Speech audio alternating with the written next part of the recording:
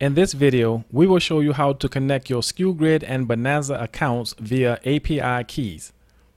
Once you are logged into your Sku Grid account, click on Settings. Click Marketplaces. Click Bonanza. Click on the country you are selling on. These are your Bonanza Marketplace settings. You will see an alert letting you know that your Bonanza keys are not set or incorrect.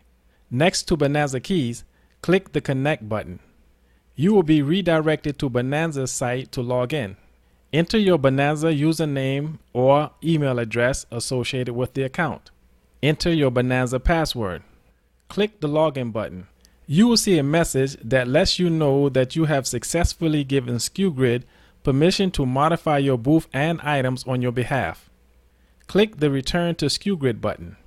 Click Settings. Click Marketplaces. Click Bonanza. Click on the country you are selling on. You'll be back at your Bonanza Marketplace settings. You'll see that the alert that stated your keys were missing or incorrect has gone away, and that the Connect button now just shows Disconnect. You can scroll down and click Save Settings. You've successfully connected your Sku Grid to your Bonanza account. Thanks for watching. We'll see you in the next video.